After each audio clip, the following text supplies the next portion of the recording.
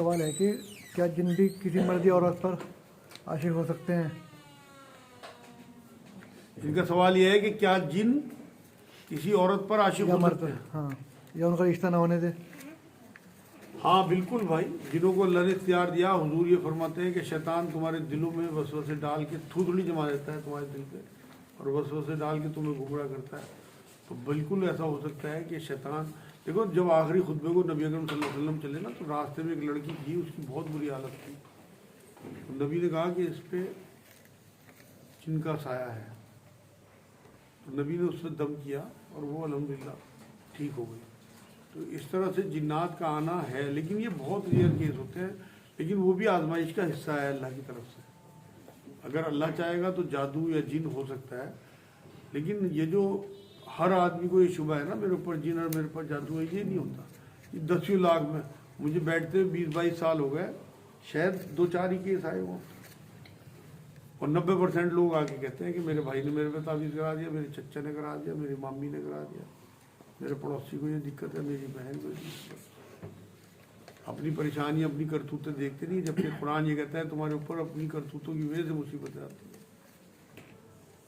ये जो लड़कियाँ या घर में लेडीज़ वगैरह पायल पहन लेती हैं घुंघरू, उसकी आवाज़ें भी मुंतशिर रहती हैं, सही है? इनका सवाल यह है, औरतें जो पायल या घुंघरू वगैरह पहनती हैं उनकी पहनना जायज़ है नहीं है? इस्लाम में तो जायज़ है नहीं भाई। हज़रत आयशा रज़ियल्लाहु ताला अन्हा के पास एक बार एक बच्ची अपनी माँ के साथ आई, तो उसने पैरों में पायले या घुंघरू बांधे थे जो आवाज़ कर रहे थे। तो उन्होंने कहा कि इसे मेरे पास ना लाना जब तक इन्हें तुम तोड़ के ना फेंक। तो इस्लाम में बजने वाली पायले घुंघरू जो है वो बिल्कुल जायज़ नहीं है। तो ये बात दफ में आएगी या ढोलक वगैरह में आएगी? नहीं, ना दफ में ना ढोलक में, असल में ये तो सेक्स के उसमें आएगी। देखो औरत की हर अदा में अल्लाह रब्बुल इज़्ज़त ने अट्रैक्शन रखा मर्द के लिए, और मर्द को ये कहा कि हर चीज़ का जिना है। औरत की जो आवाज़ है, औरत की जो चलने का ढंग है, औरत की जो जेवरात हैं, औरत की जो जीनत है, उससे आप उसकी तरफ अट्रैक्ट होते हो। तो इस्लाम रोकता है जिना से। शुरुआत इन्हीं चीज़ों से होती है। जब आप अट्रैक्ट होते हो तो उसके बाद फिर जिना की तरफ बढ़ते हो। तो इसलिए जड़ काट दी गई। अगर अपने किसी के हस्बैंड को पसंद है, मान लो कि उसकी बीवी पायल पहने, रात के 8-10 घंटे जो अपने कमरे में मिलते हैं उसमें पायल बनाए। कुरान में एक दूसरे का लिबास कहा, तमाम फैशन कराए, जैसे वो देखना चाहता है अपनी बीवी को उस तरह देखे। एक दूसरे का लिबास कहा, लेकिन हद में, कमरे की चटखनी के बाद, बाहर निकलने के बाद अल्लाह उसके रसूल की हदें उन्हें पार नहीं करना। ये जो नापाकी की हालत में चलना फिरना गुनाह है या? इनका सवाल यह है, क्या नापाकी की हालत में चलना फिरना गुनाह है? नहीं भाई, कोई चलना फिरना गुनाह, खाना पीना कोई गुनाह नहीं है। आप नमाज से पहले पहले गुस्ल कर सकते हैं, जितना आपके पास टाइम हो आप उसमें चल भी सकते हैं, फिर भी सकते हैं। अबू हुरैरा रज़ियल्लाहु ताला अन्हु एक सहाबी थे, नबी अकरम सल्लल्लाहु अलैहि वसल्लम को बाज़ार में मिले तो हुजूर ने उनसे मुसाफे के लिए हाथ बढ़ाया, तो उन्होंने हाथ नहीं बढ़ाया, बिल्कुल नबी के हाथ से हाथ नहीं मिलाया और भागते चले गए। बाद में जब नबी ने पूछा तो उन्होंने फरमाया, हुजूर मैं जंबी था, मतलब मैंने जीवा किया हुआ था, मतलब तहारत हासिल नहीं की थी अभी तक मुबाशरत के बाद, इसलिए मैं नापाक था, मुझे हाथ मिलाते हुए आपसे शर्म आई। तो नबी ने कहा कि मोमिन कभी निजिस नहीं होता। आप अगर नमाज से पहले पहले गुस्ल कर रहे हैं तो कोई हर्ज नहीं। नबी अकरम सल्लल्लाहु अलैहि वसल्लम तो सहरी खा लिया करते थे, रात में जिमा किया, तहारत हासिल नहीं की, सहरी का वक्त हो गया, सहरी खा के उसके बाद फिर तहारत की। लेकिन नमाज से पहले पहले नमाज ना आपकी फौत हो जाए। नमाज की बहुत ज़्यादा असल में इस्लाम में ज़रूरी है कि आप नमाज का बड़ा ख्याल रखें। अच्छा, अभी सऊदी अरब में जो फतवा जारी हुआ है तबलीगी जमात के ऊपर, ये शरीयती फैसला है या बादशाही फैसला है? आप क्या समझते हैं? इनका सवाल यह है, जो अभी फैसला तबलीग जमात पे इन्होंने बैन लगाया है वो शरीयती फैसला है या बादशाही? बिल्कुल बादशाही फैसला है। किसी को भी तबलीग करने से रोका नहीं जा सकता जब तक उसमें शिरकिया पहलू ना हो। और तबलीग जमात तो बहुत अच्छा काम कर रही है। मेरे पास आने वालों में बहुत लोग ऐसे हैं जिन्हें मैंने देखा वो तब्दील हुए तबलीग जमात की वजह से। असल में जब लोग ये समझने लगे ना कि जो हम कर रहे हैं वो ठीक है, बस वहाँ जो है वो बादशाह शुरू हो जाती है दिमाग में, वहीं से फिरौन शुरू होता है। ये सोचे कि दीन का काम जो हम कर रहे हैं वो भी ठीक है, जो और कर रहे हैं वो भी दीन का काम है। मैं ही ठीक कर रहा हूँ ये नहीं ठीक है, मैं भी ठीक कर रहा हूँ ये ठीक है, और भी ठीक कर रहे हैं मैं भी ठीक कर रहा हूँ। अपने लिए भी दुआ करें औरों के लिए भी, अल्लाह उनमें कोई कोताही आप में भी होंगी। अब वो उस पर बैन कर देना, उनकी तमाम निज़ाम को धर्म भरम करने की कोशिश करना, अल्लाह चलाएगा इंशाअल्लाह। कोई ज़रूरी थोड़ी है सिर्फ एक मुल्क में, वहाँ सऊदी में, अगर ये तो सऊदी क्योंकि अमीर मुल्क है, वहाँ से माल वाल आता है और लोग बड़े मुतासिर हैं, नबी अकरम सल्लल्लाहु अलैहि वसल्लम का इलाका है, इस वजह से हंगामा हो जाता है, वरना कोई और मुल्क बैन करता कोई भी परवाह न होती। लेकिन इंशाअल्लाह अल्लाह सुरखरू करेगा। पहले भी लग चुका बैन जमातों में वहाँ पे, और उसके बाद फिर अल्लाह ने इज्जतों से नवाजा। इन्हें भी इंशाअल्लाह हम लोग भी दुआ करें कि अल्लाह करे इन्हें फिर उसी तरह से पजीराई मिले जैसे पहले थी। ये गुसल के मुतालिक एक सवाल हो रहा है कि जनाबत का गुसल या सादा गुसल में क्या फ़र्क है? इनका सवाल यह है जनाबत के गुसल और सादे गुसल में क्या फ़र्क है। भाई जनाबत के गुसल में और सादे गुसल में तो कोई फ़र्क है ही नहीं। देखो सादा गुसल क्या होता है, सादा गुसल नबी अकरम सल्लल्लाहु अलैहि वसल्लम ने फरमाया कि जुमे के दिन गुसल करो, ईदैन का गुसल बताया, या अगर तुम किसी मैयत को नहला रहे उसकी छींटे आ जाए तो उसका गुसल तुम्हारे ऊपर पानी है। तो जब आप गुसल कर रहे हैं तो आप किस तरह करोगे, सुन्नत तरीके से करोगे। उसमें और उसमें बस थोड़ा सा फ़र्क आप ये समझ सकते हो कि नबी अकरम सल्लल्लाहु अलैहि वसल्लम जब जनाबत का गुसल करते थे तो सबसे पहले हाथ धोने के बाद अपने आदाए तनासुल या आसपास की जगहों को इस तरह से धोते थे जहाँ गंदगी लगने का खतरा होता था, बल्कि मिट्टी उठा के मलते थे, क्योंकि कच्ची ज़मीनें थी, रेत और मिट्टी थी, साबुन तो थे नहीं जब, तो वो उन जगहों पे मलते थे जहाँ मनी वगैरह का खतरा होता था। और उसके बाद फिर जो है वो वज़ू फरमाते थे, पूरा वज़ू जैसे नमाज वाला वज़ू होता है, उसके बाद फिर पूरे जिस्म पे पानी डालते थे। तो इसमें ये पहलू निकल सकता है कि अगर आपके गंदगी नहीं लगी हुई तो आप मिट्टी ना लगाएं, मतलब साबुन ना लगाएं। तो इस दौर का तो मामला मिट्टी की जगह साबुन आ जाएगा। तो नबी पूरा गुसल फरमाते थे, सिर्फ पैर छोड़ दिया करते थे, क्योंकि कच्ची मिट्टी थी, चौड़ा रहता था वहाँ नीचे, तो बाहर निकल के फिर पैर धो के फिर वज़ू पूरा फरमाते थे। लेकिन अब क्योंकि हमारे यहाँ टाइलें और फर्श हैं इस तरह के पत्थरों के, तो आप पूरा वज़ू करें तो इंशाअल्लाह ताला आपका पूरा गुसल हो जाएगा। और जो जुमेगार वैसा गुसल आप करें उसमें भी आप पूरा उसी तरह से सुन्नत तरीके से करें। बल्कि मैं तो जानबूझ के वो हिस्से भी धोता हूँ, हालांकि कोई गंदगी नहीं होती, एक सुन्नत अदा हो जाएगी। सहाबा किराम का तो यही हाल था कि हुजूर की एक गधा पे जान देते थे, इस तरह से उन जगहों पे बैठ जाते थे जाते हुए जैसे हुजूर क़ज़ा हजत के लिए बैठते थे, चाहे क़ज़ा हजत ना भी हो। तो ये सिलसिले इसलिए हैं। तो इंशाअल्लाह आप उसी तरह से बिल्कुल गुसल करें। असल तो चीज़ नियत है कि आप सुन्नत अदा कर रहे हैं नबी अलैहि। फिर जो ये बात कहते हैं कि ये वज़ू पूरा एक साथ करना है, मतलब आधा कुछ सूखने से पहले पूरा वज़ू हो जाए, तो इस बात से तो गलत साबित करेगा। इनका सवाल ये है कि सुना है कि आज़ाए तनासुल पे हाथ लग जाए तो वज़ू टूट जाता है। तो पूरा वज़ू करने के बाद अगर हम गुसल करते हैं तो लाजमी बात है कि आप हाथ लगने का ख़तरा रहता है, तो क्या वज़ू हो जाएगा, यही सवाल है ना। और बताओ फिर। ये कहते हैं कि वज़ू पूरा एक साथ करना चाहिए, मतलब कोई भी हिस्सा सूखा ना हो जब तक वज़ू पूरा हो जाए। हाँ, तो आप जो को बता रहे हैं आपके बाहर निकलने के बाद पैर धोते थे, तो वो बात तो कट गई फिर। कैसे कट गई? आप नबी- सुखा के आप कहो ना, जब नबी कोई बदन थोड़ी साफ कर लिया करते थे। सूखने आपने खुद ही कहा ना, उसमें क्या क्या बात कही गई कि बदन का कोई हिस्सा सूख ना जाए। उस जब वो गुसल कर रहा है तो पूरा बदन ही तो गीला हुआ। नहीं मतलब नमाज के लिए अलग से वज़ू करना ये है कहते हैं। कोई ज़रूरत नहीं है, नबी अकरम सल्लल्लाहु अलैहि वसल्लम कभी नहीं पलट के वज़ू करते थे। तो इसी में ये बताएंगे वो अगर उसी दौरान चावल वाले साफ करते हो तो उसको वज़ू टूट जाएगा। नहीं नहीं, बिल्कुल ही टूटेगा। अगर आपका आज़ाए तनासुल पे हाथ नंगा लग गया तो वज़ू टूटने का खतरा है आपका। बाकी कोई और अगर कपड़े के बीच में आपने खुजा लिया, मान लो खारिश आ गई वहाँ आपके, तो कोई वज़ू नहीं आपका टूटा। नहीं, मेरा सवाल ये है कि जैसे हमने वज़ू किया, तेरा धोया, वो हमने सुखा लिया, उसके 2 मिनट बाद पैर धोए तो वज़ू पूरा हो नहीं, जाए। सुखा क्यों लिया? सुखाते तो नहीं थे ना आप। उसके बाद तो पूरा गुसल फरमाते थे, उसके बाद फिर पैर धोते थे बाहर निकल के, क्योंकि वहाँ मिट्टी होती थी। अगर आप सुखा लोगे तो आपका वज़ू नहीं होगा। इस तरह किस्तों में वज़ू नहीं है, वज़ू लगातार है। 4 फ़र्ज़ हैं वज़ू के जो कुरान सूरह माइदा में बयान करता है। हाथ धोना कोहनियों तक, कुल्ली करना, वही हाथ धोना, चेहरा धोना और मसा करना और पाँव धोना। एक कुरान शरीफ में जो है जो पढ़ते हैं, अगर सफ़र में है, मजबूरी है, तो जूतों में पढ़ सकते हैं, निकाल के पढ़ सकते हैं। बिल्कुल, कोई कहीं हरज नहीं है, ना कोई आयत है इस तरह की कि आप जूतों में ना पढ़ें। जूतों में नमाज तक पढ़ लिया करते थे नबी अकरम सल्लल्लाहु अलैहि वसल्लम। ये तो हमारे यहाँ शिद्दत हैं असल में बहुत ज़्यादा। आप तो कुरान को अपनी ज़िंदगी का हिस्सा बना लो, जहाँ हो वहीं पढ़ो। मैं वजाहत कर दूँ, एक भी आयत नहीं है कि बावजू पढ़ना है, बावजू छूना है।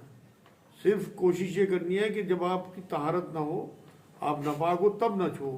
क्योंकि कुरान में सूरह वाक़िया में कुरान में अल्लाह ने कहा है कि इसे पाक लोग ही छू सकते हैं, बस वजू का कहीं कोई मामला नहीं है। तो इसलिए अपनी ज़िंदगी में कुरान को उतारो। इसे दूर करने की साजिशों में चीज़ें जोड़ दी गई कि इसे एहतमाम से लेके बैठो, इसे वजू करके पढ़ो, इसे पढ़ोगे ज़्यादा फजीलत है वजू से। अल्लाह का कलाम है, जितनी इज्जत दोगे, जूते उतार के पढ़ोगे, एक तरफ बैठ के पढ़ोगे। लेकिन अगर आप बस में हो, ट्रेन में हो, कुरान को आपकी तबीयत चाहे निकालो पढ़ो। मैंने बहुत लोगों को देखा, सऊदी अरब में तो कहीं नहीं इस तरह की इतिहास है। इतने इतने से कुरान जेब में निकाला, पढ़ने बैठ गए जहाज में। मैंने खुद देखा लोगों को। अच्छा, अगर कोई चीज़ 5,000 रुपए की है नकद में और उसको हम किस्तों में देना चाह रहे हैं 6,000 7,000 रुपए की, तो ऊपर का जो मामला होगा ये ब्याज में आ सकता है। इनका सवाल ये है, कोई चीज़ 5,000 की है और अब हम 7,000 की दे रहे हैं किस्तों में, तो ये ब्याज में आएगा? नहीं भाई। आपने अगर पहले बता दिया उसे कि भाई ये 7,000 की और 12 महीने में पैसे लूँगा, और अगर आप कैश दोगे तो ये 6,000 की है, तो इसमें कोई ब्याज नहीं है। लेकिन अगर आपने 7,000 रुपये की दी और उसने टाइम पे पैसे न दिए और उसके आपने उसके 7,500 रुपये उससे लिए, तो वो ब्याज है। पहले आपने तय कर लिया, कोई हर्ज नहीं। अच्छा, अब एक सवाल हुई इसमें कि अगर किसी के पास कोई कंपनी से चीज़ ली हुई है और उस पर ब्याज लगा हुआ है 2,000 रुपये का, और वो फाइनल कराना चाह रहा है उसको, कई लोग कह देते हैं किसी को कि फाइनल करा दो मुझे, और 1,000 रुपये में उसका सेटलमेंट करा दिया, और उसने इनाम के तौर पे 200-400 रुपये दिए किसी को जिसने सेटलमेंट कराया, तो उसके 200 रुपये वो ब्याज में आएंगे या फिर इनाम में आएंगे? मैं सवाल नहीं समझा तुम्हारा। मतलब किसी के पास 2,000 रुपये ब्याज के लगे हैं किसी कंपनी में, हाँ हाँ, उसने कहा कि मेरा सेटलमेंट 1,000 रुपये में करा दो, या किसी भी बंदे के पास ब्याज के पैसे आए तो उसने सेटलमेंट करा दिया, वो रिश्वत में आएगा। रिश्वत में रिश्वत में आएगा वो।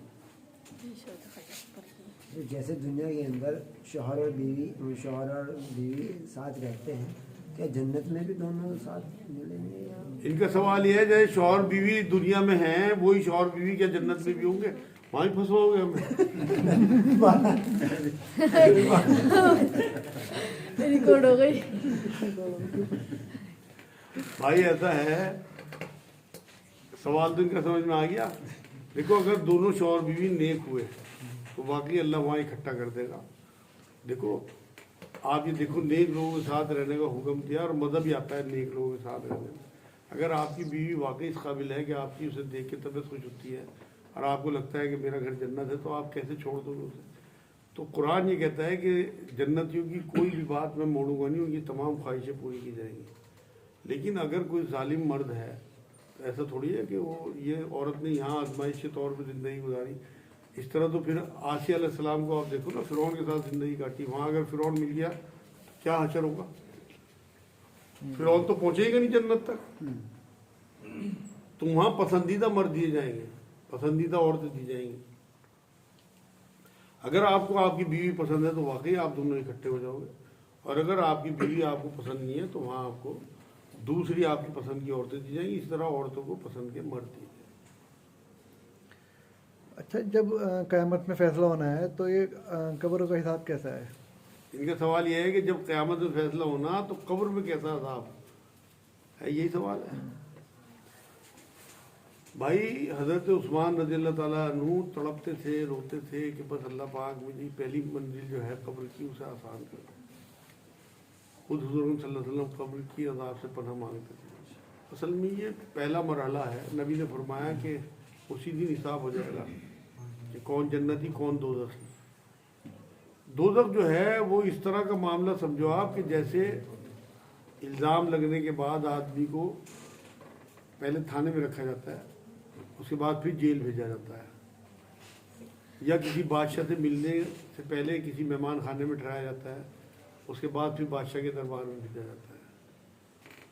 तो जो दोज़खी लोग हैं जब उन्हें कब्र में दिखा दिया जाता है कि तुम अब थाने में रहोगे, उसके बाद तुम्हें हिसाब किताब के बाद जेल होगी, तुम्हें साबित करके अल्लाह इंसाफ वाला है। क़यामत का दिन उसलिए इसलिए रखा कि कल को कोई उसमें उंगली ना उठा सके कि अल्लाह तूने हमारे साथ नाइंसाफ़ी की, हमने तो गुनाह किया ही नहीं था। तमाम लोगों के गुनाह जो हैं ये फरिश्ते लिख रहे हैं, नियत अल्लाह लिख रहा है। तो वहाँ आपको ये सब कुछ आपको चिप की शक्ल में दिखा दिया जाएगा। बजना तो यहीं से शुरू हो जाएगा जो गुनाहगार हैं कब्र में, लेकिन वो साबित करने के लिए कि आपके ऊपर क्यों बज रहा था और आपको क्यों दोज़ख में भेजा जा रहा, वो इसलिए क़यामत का दिन रखा गया, इसीलिए उसे फैसले का दिन कहा गया कि उस दिन आपको ये फैसला आप करोगे। ये कहा कुरान ने तो कि तुम्हारे नामाए अमाल तुम्हारे हाथ में दे दिए जाएंगे, खुद फैसला कर लो। तो वहाँ फैसले का दिन है कि आप नेगेटिव थे या पॉजिटिव थे।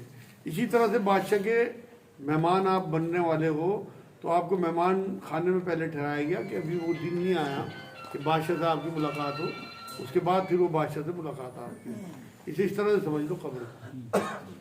अच्छा, क्या कब्र की सज़ा के बाद क़यामत में लोग बच सकते हैं? इनका सवाल यह है कि कब्र की सज़ा के बाद क़यामत में लोग बच सकते हैं? बिल्कुल भी नहीं बच सकते।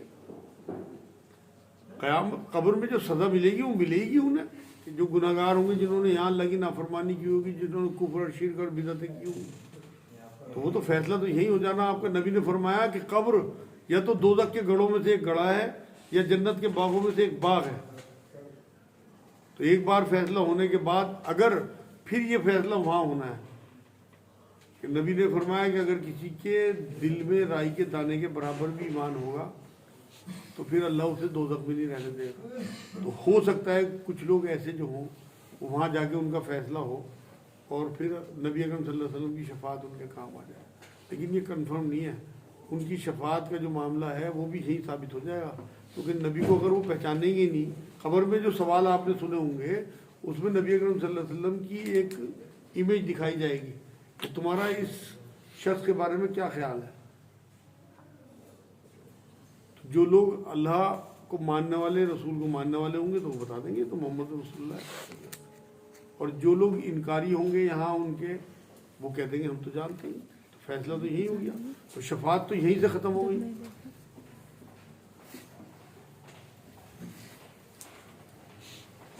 फैमिली प्लानिंग के ताल्लुक से थोड़ा तफसील से बता दीजिए। बताइए आप क्या सवाल है। प्रोडक्शन वगैरह यूज़ करते हैं लोग, तो कैसा है क्या है? फैमिली प्लानिंग के बारे में इनका सवाल है कि लोग जो चीज़ें यूज़ करते हैं उनमें क्या चीज़ जायज़ है, क्या नाजायज़ है, अच्छा ये ठीक है। देखो जी, फैमिली प्लानिंग जो है वो बिल्कुल जायज़ है इस्लाम में। नबी अकरम सल्लल्लाहु अलैहि वसल्लम के पास साहबा ने आके पूछा तो हुजूर ने यही फरमाया कि बिल्कुल कर सकते हो, लेकिन जिस रूह को अल्लाह ने भेजना है उसने आना ही है। जो फैसले अल्लाह ने किए हैं, आपने बहुत बार ही सुना होगा कि कंडोम कर दिया उसके बाद फिर प्रेगनेंसी हो गई, कंडोम यूज़ करने के बाद भी कोई ऐसा बारीक सुराख हुआ कि प्रेगनेंसी हो गई, क्योंकि बहुत महीन ज़र्रे होते हैं जिनसे प्रेगनेंसी होती है। तो आप बिल्कुल यूज़ कर सकते हो, लेकिन उसकी वजह मैंने आज आपको एक कुरान की आयत में बता दी कि आपका मकसद अपनी बीवी की सेहत, बच्चों की तरबियत, बच्चों की तालीम, बच्चों के लिए नेकी ये हो, ये ना नियत हो बिल्कुल कि हम इन्हें खिलाएंगे कैसे, फिर आप गुनाहगार हो जाएंगे। तो बिल्कुल इस्लाम में इजाज़त है, और तमाम वो चीज़ें जो राइज हैं उन्हें आप अगर आप फितरत नहीं बदल रहे औरत की या अपनी, तो बिल्कुल जैसे नसबंदी अगर आपने करा दी तो वो तो गुनाह है। लेकिन उसके अलावा आप जो भी चीज़ें हैं, कॉपर टी है, कंडोम है, टैबलेट्स हैं, इंजेक्शंस हैं, बिल्कुल यूज़ कर सकते हो, जो टेम्परेरी तौर पे आप प्रेगनेंसी रोकने के लिए यूज़ करो। परमानेंट रोकने के लिए अगर औरत की सेहत के बारे में डॉक्टर ये कहती है कि अगर इनके और बच्चे हुए, 3 ऑपरेशन हो चुके तो जो है वो इनकी ख़तरा है इनकी जान को, उसमें भी आप ऑपरेशन करा सकते हो, क्योंकि इस्लाम जो है वो 2 नुकसान में छोटे नुकसान को कहता है कि इसे बर्दाश्त कर लो, बड़े नुकसान से बचो। ऐसे ये वजाहत मैं कर दूं कि फैमिली प्लानिंग मेरे हिसाब से तो बहुत मजबूरी में करनी चाहिए। नबी की एक हदीस पीछे खड़ी है कि मैं अपनी उम्मत की कसरत पे फ़ख्र करूँगा। एक बार ये फरमाया कि ज़्यादा बच्चे देने वाली औरतों से शादी करो। ये कैसे पता लगे ज़्यादा देने वाली बच्चे? तो उनकी पिछली जनरेशन देखो कि उनकी माओ ने कितने बच्चे दिए, उनकी दादियों ने, उनकी नानियों ने। तो ऐसी औरतों से शादी करो जो ज़्यादा बच्चे देने वाले। तो फैमिली प्लानिंग की इजाज़त तो है, लेकिन मजबूरी में है। ये जो नाखून होते हैं ये ज़्यादा से ज़्यादा कितने काटने चाहिए कम से कम? इनका सवाल ये है नाखून कितने दिन में काटें और कम से कम कितने दिन में, ज़्यादा ज़्यादा कितने दिन में? भाई कम से कम तो आपको हर जुमे को काटने चाहिए, जो नबी का तरीका था। और ज़्यादा से ज़्यादा हदीसों में जो रिवायतों में बात आती है 40 दिन है। वैसे तो 8 दिन में काटें, नहीं तो 15 दिन में काटें। आप देखें ना 15 दिन से ज़्यादा अगर आप नाखून रोकते हैं तो उनमें मैलें भरने लगती हैं, सामने देखने वाले को भी घिनाने लगती है। 40 दिन के नाखून तो बहुत लंबे लंबे होते हैं। हमारी बहुत सी बहनें नाखून बढ़ा लेती हैं, बेटी है, उन्हें भी ये चाहिए कि बिल्कुल अपने नाखून नबी के हुक्म के हिसाब से रखें। तो ज़ेरे नाप बाल हों, आपकी दाढ़ी का ठीक कराना हो, आपके सर के बाल हों, आपके बगलों के बाल हों, आपके नाखून हों, हाथ पैरों के, आपको कम से कम 1 हफ्ते में, ज़्यादा 40 दिन में कटवा लेने चाहिए। सर बहुत से लोग कहते हैं सोयाबीन खाना हराम है कि इसमें सोरी चर्बी मिली होती है, क्या सही है?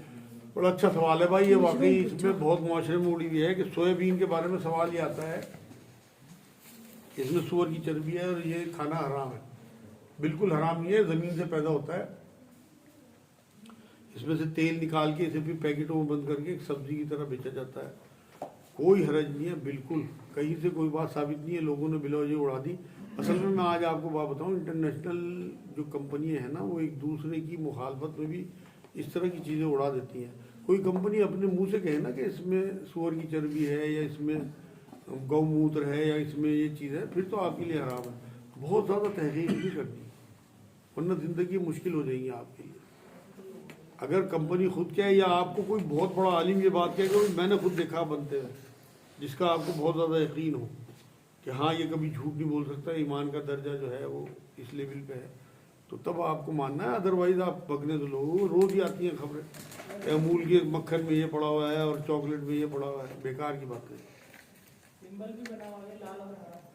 हाँ वो भी बात ठीक है आपकी, कि जिसमें वो किसी किस्म की कोई चर्बियाँ इस्तेमाल करते हैं तो उसमें रेड जो है वो सिंबल डाल देते हैं, और जो ग्रीन सिंबल होता है वो वेज के लिए होता है। अच्छा, एक सवाल मेरा ये है कि आजकल जो पैकेटों में सामान आता है खाने पीने का, दूध दही और खाने पीने की वो चीज़ें आ रही, जूस वगैरह, तो इसमें केमिकल डलता है, डॉक्टर साहब बता रहे थे मुझे, वो ताकि एक्सपायर ख़राब ना हो, और वो कैंसर भी पैदा कर रहा। आज की जो नई जनरेशन में ये खुदकुशी में आएगा। इनका सवाल यह है कि कोई केमिकल डलता है जिससे कैंसर पैदा हो रहा है। अगर तमाम रिसर्च के बाद ये बात गवर्नमेंट डिक्लेयर कर दे कि इससे कैंसर पैदा हो रहा, फिर तो वो बैन ही हो जाएगा। लेकिन इस तरह मैं वही तो बता रहा है, साजिशों के तहत भी चीज़ें उड़ाई जाती हैं। अगर कैंसर होता तो अब तक तो लाखों करोड़ों लोग मर चुके होते हैं उनसे, जो पैकेट वाले दही दूध मक्खन है।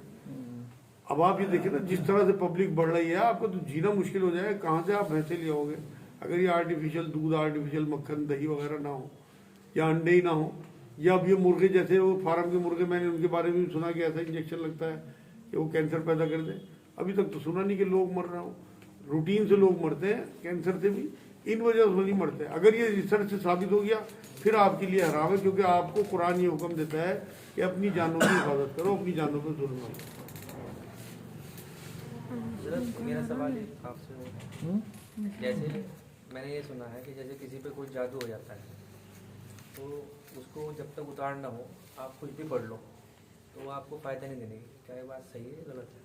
इनका सवाल ये है कि जब तक उसका उतार ना हो कुछ भी पढ़ते रहे, जादू मतलब कुरान की आयतें तस्बीहात, उनका कोई असर नहीं होता। बेकार की बात है भाई, उतरता ही जादू अल्लाह के कलाम पढ़ने से है। ये सब हमारे जो आमिल हजरात हैं इनकी उड़ाई हुई बातें हैं। जब तक उतार ना उतार तो यही करेंगे, जबकि नबी अकरम सल्लल्लाहु अलैहि वसल्लम ने फरमाया कि ये चीज़ें पढ़ो तो जादू उतर जाएगा। तो आपके सवाल का जवाब ही नबी ने दिया कि ये चीज़ें पढ़ो, तीनों कुल बात के, आयतल कुर्सी, दुरूद शरीफ, ये पढ़ के आप हाथों में फूंक मारो और फेर लो तो आपका जादू ख़त्म हो जाएगा। हर नमाज के बाद आप ये पढ़ो, तो पढ़ने से ही जादू ख़त्म होता है। अल्लाह के जिक्र से शैतान जो है वो तकबीर पढ़ने से भागता है। जिन्नात जो है वो शैतान ही तो है। तो अब जिस घर में अजान दी जाएगी, सफ़ेद मुर्गा अजान देता है, सफ़ेद मुर्गा पालो आप, उस घर में अगर जिन्नात होंगे निकल के भाग जाएंगे। जादू हुआ वो ख़त्म हो जाएगा अजान की आवाज़ से। तो इसलिए तो बेकार की बातें उड़ाई हुई हैं। इनका अपना धंधा है, उस वजह से अपना कमर्शियल लोग हैं, तो इस तरह की चीज़ें जब तक नहीं उड़ाएंगे तो आप कहाँ इनके चक्कर काटोगे। अच्छा, क्या दूसरा जन्म है? नहीं है तो बच्चा कैसे दूसरी जगह के बारे में बता देता है? बड़ा अहम सवाल है भाई ये। वाकई अक्सर खबरें आपने पढ़ी होंगी अखबारों में कि फला बच्चा फला जगह पैदा हुआ और वो कहता है कि मैं तो वहाँ भी पैदा हुआ था, दूसरा जन्म। छोटे बच्चे, तो इतना छोटा बच्चा, मासूम बच्चा किस तरह से बता देता है और क्या दूसरा जन्म है? भाई इस्लाम तो नहीं मानता इसे दूसरे जन्म को, लेकिन और मज़हब जो हैं उनमें दूसरा जन्म माना जाता है। हकीकत इसकी ये है कि हमें रात को अल्लाह रब्बुल इज़्ज़त जब सुला देता है तो ये कहता है कि मैं रूहों को कब्ज़ कर लेता हूँ, और उसके बाद जिन रूहों को बाकी ज़िंदगी देनी होती है, जिन जिस्मों को, उनकी रूहें वापस कर देता हूँ, और जिनकी जान कब्ज़ कर लेनी होती है उनकी रूहों को अपने पास रोक लेता हूँ।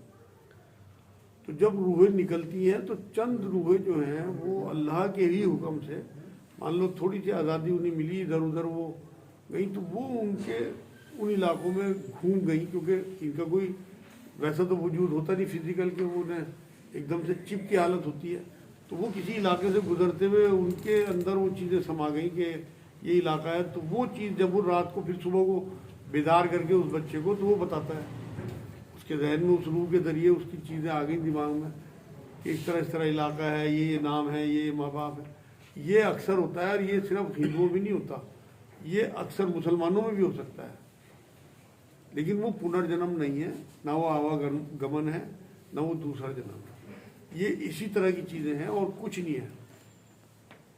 आपने बहुत सुना होगा एक हाजरात का इल्म होता है, किसी 10-12 साल के, 8-10 साल के बच्चे को दिए में दिखाते हैं और वो सारी चीज़ें बता देता है कि ये इस तरह से। वो भी वही है कि अल्लाह की तरफ से उसकी रूह को इतना कवी कर देता है अल्लाह पाक कि वो चीज़ें देख लेता है। पुनर्जन्म का कोई तस्वुर नहीं है, नबी करीम सल्लल्लाहु अलैहि वसल्लम वरना बता के जाते हैं, और कुछ नहीं है। ये जो नया घर ले लेते हैं या दुकान पे इफ्तिताह कराते हैं, इसमें कुरान खानी कराते हैं, ये सही है या? इनका सवाल ये है कि दुकान खोली या नया मकान बनाया तो उसमें कुरान खानी कराते हैं, क्या ये ठीक है? भाई बिदअत है मेरे हिसाब से, क्योंकि नबी अकरम सल्लल्लाहु अलैहि वसल्लम ने एक के बाद एक मेरे ख्याल में 11 हुजरे बनाए मस्जिद नबी में, एक में भी कुरान खानी नहीं कराई। साहबा ने बहुत मकान बनाए, कभी खुद कुरान खानी नहीं कराई। ये दरअसल गलत ये तो लोगों की है ये दिल में कि रूहानियत आ जाएगी यहाँ पे बात मत देखा जाए। असल में जो मोमिन है ना, वो तो उसके तो दिल में कुरान बसा हुआ है। आप अल्लाह से रूहानियत के लिए, बरकत के लिए जितना कुरान खुद याद है ना, वो पढ़ा करें आप अपने घर में, क्योंकि जो जज्बात आपके होंगे अपने मकान की हिफाजत के लिए, अपनी दुकान, अपने कारोबार की हिफाजत के लिए, वो किसी मौलवी साहब के थोड़ी हो सकते हैं। नहीं, ये जब हमने दुकान ली सपोज, तो हमने खुद ने तो कुरान खानी कर ली अपने कोई आपस में हरज बैठ के भाई, बिल्कुल कोई हरज नहीं। वो किराए के लिए मंगाई? नहीं, किराए के नहीं बुलाते। हाँ, सही है बात, सही है बात। तो आप खुद कुरान पढ़ें जितना आपको याद है, बरकत के लिए, अल्लाह का कलाम है, बिल्कुल इंशाअल्लाह ताला वो जायज़ है। लेकिन आप ये इस तरह लोग इकट्ठे करके दावतें हो रही और उन्हें पैसे दिए जा रहे हैं, लिफाफे पकड़ाए जा रहे हैं, सब बिदअत है। ये ना नबी से साबित है ना उनके साहबा से। अच्छा, शादी से पहले जो बकरे का सदका देने का ज़रूरी है? इनका सवाल ये है, शादी से पहले बकरे का सदका देते हैं, क्या ये ज़रूरी है? कोई हदीस से साबित नहीं है। और सदका अगर आपको देना ही है तो कैश दिया करो। नबी ने तो कभी इस तरह से सदके नहीं दिए कि जानवर हलाल कर दिए। हमारे यहाँ ज़रा सा कोई बीमार हो जाए उसका सदका करने पहुँच जाते हैं। मेरे नज़दीक तो ये बिल्कुल पहले मैं भी करता था, हालांकि जब तक मुझे मालूमात नहीं थी, लेकिन जब मैंने अब हदीसों में पढ़ा तो कहीं इस तरह की बात साबित नहीं है कि साहबा ने इस तरह सदके करे हों जानवर। या इस टाइम गुर्बत है, कैश दो। आप देखो कुर्बानी जो है बकरे की, वो सिर्फ बकरीद पे जो हुक्म है, उस दिन आप उसका पैसा अगर किसी और दोगे तो आप गुनाहगार। लेकिन वैसे अगर आप बकरे कुर्बान कर रहे हैं और लोग सिसक रहे हैं, उनके ना फीस देने को पैसे हैं, ना कपड़े पहनने को पैसे हैं, घर में खाने को नहीं, और आप बकरे काट रहे सदके के, सोच लो आप क्या हाशर होगा आपका। ये वैसे ही है जैसे आप चादरें चढ़ा रहे हैं मज़ारों पे और बाहर ठंड में गरीब बैठे सुगड़ रहे हैं, उनकी हड्डियाँ जो हैं गलाने वाली ठंड है। अगर इस टाइम लोग चादरें चढ़ाएंगे कंबलों की बजाय गरीबों पे, तो देखो कैसी पकड़ होगी अल्लाह के। अच्छा, भी जो आयत आई थी अलस्तु बिरब्बिकुम, और फिर अल्लाह ने कहा था कालू बला, तो ये जो अल्लाह ने जो वादा किया था हमें रूहों ने, तो ये वादा तो किसी भी रूह को याद नहीं है, हम भी बैठे हैं, हम सब किसी को भी याद नहीं है कि हमने ये वादा किया अल्लाह से, या हमारी रूह ने ये वादा किया है। याद क्यों नहीं है? आप खुद ही बोल रहे हैं अभी, फिर कुरान पे आपका ईमान आ गया, उसमें अल्लाह रब्बुल इज़्ज़त, देखो नबी ने क्या फरमाया कि तमाम बच्चे सलीम फितरत पे पैदा होते हैं, अल्लाह की फितरत पे। उसके बाद उनके माँ बाप उन्हें यहूद, नसरानी या गैर हिंदू या मुसलमान बनाते हैं। हदीस है, सुनी होगी शायद, बहुत मशहूर हदीस है। तो सलीम फितरत पे पैदा करने का मतलब ये है कि अल्लाह ने आपकी रूह में ये बात रखी है कि आप एक अल्लाह को मानोगे और एक रसूल सल्लल्लाहु अलैहि वसल्लम को मानोगे। लाजमी आपको पूरी ज़िंदगी में ऐसे चौंकाने वाले वाक़ये, अगर आप गैर मुस्लिम भी हैं तब भी अल्लाह ऐसे चौंकाने वाले वाक़ये ज़रूर डालेगा आपकी ज़िंदगी में कि आपको आगाही दी जाएगी और आपका दिल भी तस्लीम करेगा, लेकिन आप नहीं मानोगे तब आपकी पकड़ होगी। अब आप देखो, रात दिन अजानें होती हैं पूरी दुनिया में, कहीं ना कहीं अजान हो रही हर लम्हे। ये कुछ सिर्फ मुसलमानों के लिए थोड़ी है, ये गैर मुस्लिमों को चौंकाने के लिए भी है। तो ये तो अल्लाह का जिम्मा है, जिन तक बात नहीं पहुंचेगी उनसे वैसे ही हिसाब होगा, चाहे वो मुसलमान हो चाहे गैर मुस्लिम, और जिन तक बात पहुंच गई उनसे वैसे ही हिसाब होगा, जिसे जो देगा उससे वैसे ही हिसाब लेगा अल्लाह। हज़रत मेरा सवाल ये है, बहुत से लोग ये कह देते हैं ये मेरा वक्त ख़राब है, ये है वो है, ये वक्त ख़राब होना किसे कहते हैं? इनका सवाल यह है कि बहुत से लोग कहते हैं मेरा वक्त ख़राब है, ये वक्त ख़राब होना क्या है? ये गुनाह है जुमला कहना। वक्त को अल्लाह ने कहा वल असर इन्नल इंसान लफी खुसर। असर कहते हैं ज़माने को, और ज़माने को कहा अल्लाह ने कि मैं ज़माना खुद हूँ। तो वक्त को ख़राब कहना, अल्लाह को ख़राब कहना माज़र, इसलिए बहुत एहतियात करनी चाहिए इस जुमले में। वक्त कभी ख़राब नहीं होता, हमारी करतूतें ख़राब होती है। नबी ने, हुजूर ने तो बहुत जगह ये बात फरमाई, कुरान में अल्लाह ने कहा कि तुम्हारे ऊपर जो परेशानी मुसीबतें आती हैं तुम्हारी अपनी करतूतों की वजह से आती हैं। तो इसलिए वक्त कोई ख़राब नहीं, बल्कि हम ख़राब हैं अपनी। दूसरी बात यह है कि आजमाइश का हिस्सा भी तो हो सकता है। जो सबसे कायनात का अहम तरीन इंसान है नबी अकरम सल्लल्लाहु अलैहि वसल्लम, अल्लाह के बाद फ़ौरन उन्हीं का नंबर आता है, उन्हें अल्लाह ने कितनी परेशानी में डाला, कितना आजमाया, पहले उधर तो नज़र डाल लो। अब मेरे पास कल एक औरत आई कि मेरे 2 बच्चे फौत हो गए, रोए रोए रोए रोए। मैंने, तेरे 2 ही बच्चे तो फौत हुए, नबी के तो 6 बच्चे फौत हुए नबी की ज़िंदगी में। 6 बच्चों का जनाजा उठाना आसान है या 2 का उठाना आसान है? एकदम आंसू सूख गए, क्योंकि नबी की बात दिल को लगती है। 3 बेटे फौत हुए, 3 बेटियाँ फौत हुई, मतलब बचपन में 3 लड़के फौत हुए और 3 बच्ची तो हुजूर की ज़िंदगी में शादीशुदा। एक हज़रत फातिमा हुजूर के 50 दिन बाद गई, बाकी तो तीनों बेटियाँ हुजूर की ज़िंदगी में फौत हो गई। 6 बच्चों का जनाजा आसान। उसके बाद गुर्बत की ज़िंदगी, कभी 2 महीने चूल्हा नहीं जलता था। फाके जंग अज़ाब में एक साहबी अपना पेट दिखा रहे, पत्थर बंधा हुआ, कि हुजूर भूख से अब तो तड़प ऐसी आ गई कि पत्थर बांधना पड़ा। तो हुजूर अपना पहलू उठा के दिखा रहे कि 2 पत्थर बंधे हैं। खुद खुदाल चलाई, खुद पत्थर तोड़े, गले में डाल के कपड़ा जो खींचा है लोगों ने, ओजड़ी रख दी कंधे पे। ये फरमाते थे कि मैं कमज़ोर था, लोगों ने मुझे बड़ा सताया। तो हमारे ऊपर क्या मुसीबत, न फाके झेले, न पेबंद के कपड़े पहने, न टूटे हुए जूते पहने। ज़रा सी कोई परेशानी आ गई तो रोने लगते हैं कि हमारे ऊपर परेशानी। हज़रत फातिमा रज़ियल्लाहु ताला अन्हा ये फरमाती थी कि जिसे अपनी परेशानी ज़्यादा लगे वो मेरे पापा की तरफ देख लिया करो।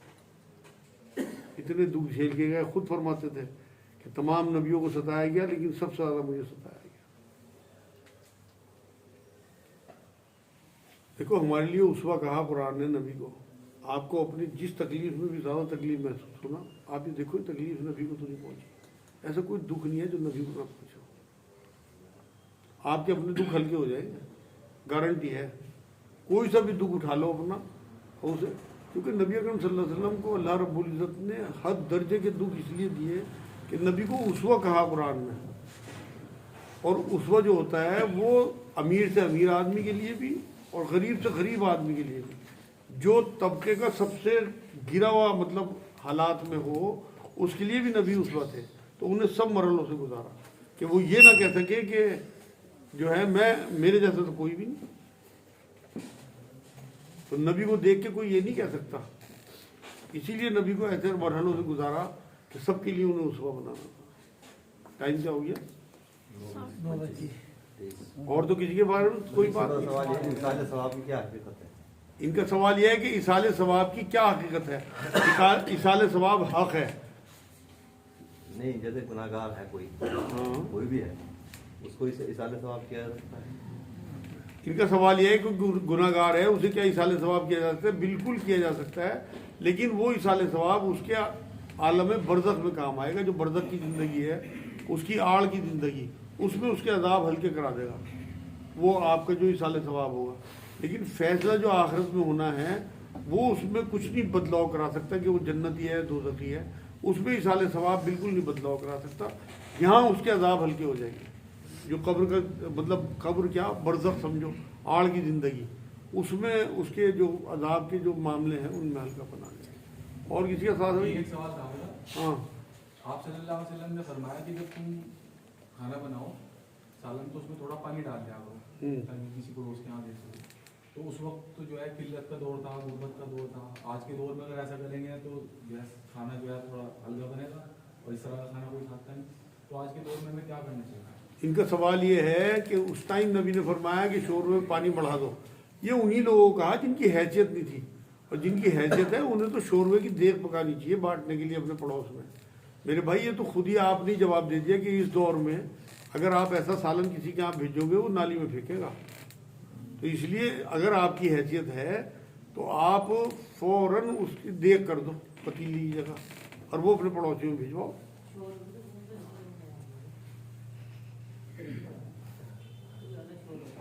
और तो कोई बात। कोई अगर गुनाहगार जब उसको क़यामत में हिसाब किताब होने के बाद दोज़ख जो कबर में उसको हिसाब में वो अज़ाब हुआ, उसके बारे में क्या मतलब वो उसके गुनाहों का हिस्सा ही था या मतलब गुनाहों का आगे होगा, उसका कोई काउंट नहीं होगा उसको?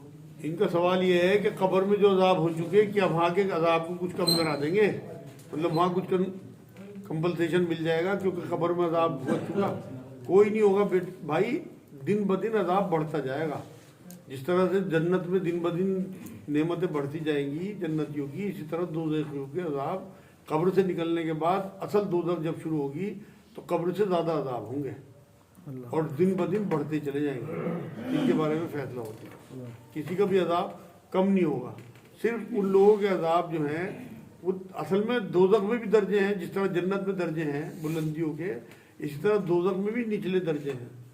मुनाफिकों के बारे में कुरान ये कहता है कि काफिरों से भी निचले दर्जे में होंगे। दोज़ख में भी निचले दर्जे के और ऊंचले दर्जे के लोग होंगे।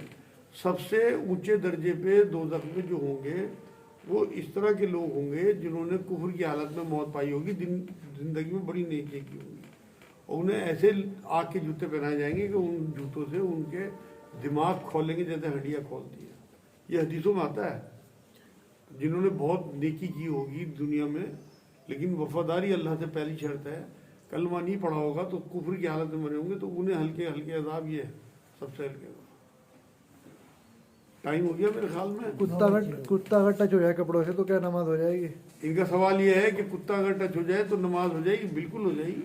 कुत्ते का टच होना नापाक नहीं है, बल्कि कुत्ते का थूक नापाक है। अगर उसका थूक आपसे लग जाए, यहाँ तक कि अगर कुत्ता गीला है और आपको पता नहीं है कि पानी गंदा है और ऐसा है, तो तब भी नमाज हो जाएगी। अगर आपने देखा कि नाली से निकला हुआ और उन्होंने झटके दिए और आपके ऊपर छींट आ गई, फिर आपके कपड़े नापाक होंगे, वरना कुत्ते के छूने से कोई कपड़े नापाक नहीं होते। यहाँ मैं और वजाहत कर दूँ, बिल्ली का थूक जो है वो जायज़ है, ऊँट का थूक जायज़ है, लेकिन कुत्ते के थूक के बारे में आता है कि ये हराम है। अगर ये थूक टपका दे तो फिर नहीं ठीक है।